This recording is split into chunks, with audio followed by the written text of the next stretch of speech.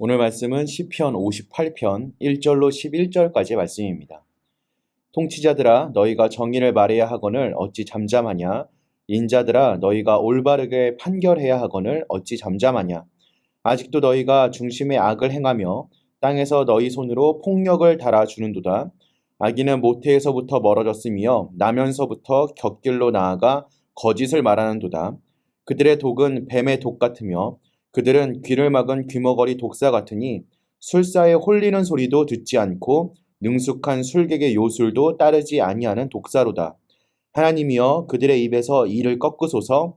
여호와여 젊은 사자의 어금니를 꺾어내시며 그들이 급히 흐르는 물같이 사라지게 하시며 겨누는 화살이 꺾임 같게 하시며 소멸하여 가는 달팽이 같게 하시며 만삭되지 못하여 출생한 아이가 햇빛을 보지 못함 같게 하소서. 가시나무 불이 가마를 뜨겁게 하기 전에 생나무든지 불붙는 나무든지 강한 바람으로 휩쓸려 가게 하소서. 의인이 악인의 보복당함을 보고 기뻐하며 그의 발을 악인의 피에 씻으리로다. 그때에 사람의 말이 진실로 의인에게 갚음이 있고 진실로 땅에서 심판하시는 하나님이 계시다 하리로다. 아멘.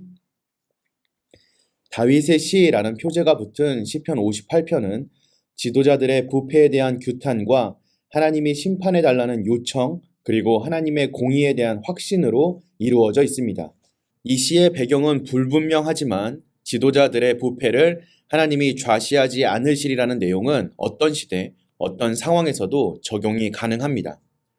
시인은 답을 요구하지 않는 질문을 통하여 당시의 부패한 재판과 불의에 일조하는 재판관들의 침묵을 비판하고 있습니다. 세속 사회에서도 사법기관은 사회의 근간이지만 이스라엘에서 재판관들은 하나님의 권세를 위임받은 사람으로 여겨졌기 때문에 재판은 곧 하나님의 통치를 실현하는 길이었습니다. 그런데 시인은 그들이 하나님의 통치를 실현하기는커녕 악한 마음에서 비롯된 폭력을 사람들에게 저울로 달아 판매하고 있다고 성토합니다. 시인은 그들이 모태에서부터 하나님과 멀어진 인생에서 단 한 번도 의로웠던 적이 없는 자들이라고 선언합니다. 또 시인은 그들을 거짓말과 죄의 상징인 뱀에 비유하고 있습니다. 그들은 아무도 길들일 수 없는 치명적인 독을 지닌 뱀과 같아서 영원히 심판을 받을 것입니다. 이처럼 성경은 사회 지도층의 범죄에 대해서 매우 엄격한 잣대를 들이대고 있습니다. 우리가 세상에서 지위가 높아질수록 더욱 겸손하고 하나님 앞에 부끄러운 부분이 없는지 점검해야 하는 이유가 바로 여기에 있습니다. 하나님은 힘을 가진 자들의 부패를 결코 좌시하지 않으심을 마음속 깊이 새겨야 하겠습니다. 시인은 그들이 지금은 힘을 가지고 있으니 하나님께 저들의 힘을 빼앗아 달라고 기도하고 있습니다. 그들은 젊은 사자와 같은 힘을 가졌지만 하나님께서 그 일을 부러뜨리실 것입니다. 사막의 와디에는 우기에 큰 홍수가 나지만 곧 물이 신속히 사라지듯이 그들의 힘도 그렇게 사라질 것이고 그들의 화살은 꺾일 것입니다. 그들의 힘은 뜨거운 햇볕 아래에서 말라버리는 달팽이와 같고 유산된 태화처럼 될 것입니다. 그들이 모아놓은 가시나무 덤불은 돌풍에 모두 날아가 버릴 것입니다.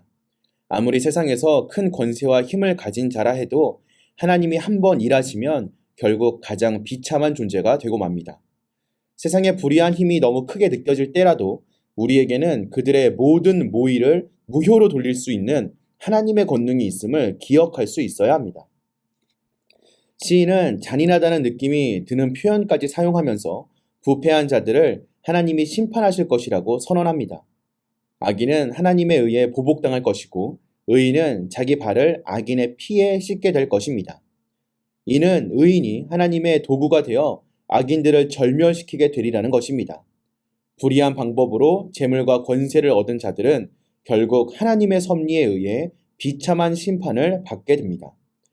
비록 우리 눈앞에 악한 자가 오히려 잘 되는 것 같은 현실이 펼쳐진다 하더라도 하나님의 두려운 심판이 그들에게 임할 것임을 기억하며 우리는 하나님 앞에 정직한 삶을 살기 위해 노력해야 합니다. 비록 우리 눈에는 세상이 무질서하고 부조리해 보이지만 그럼에도 우리는 지금도 하나님이 이 땅을 다스리고 계심을 믿어야 합니다. 하나님의 섭리에 의해 악인은 반드시 심판을 당하고 억울한 자들은 그에 대한 보상을 받을 것입니다.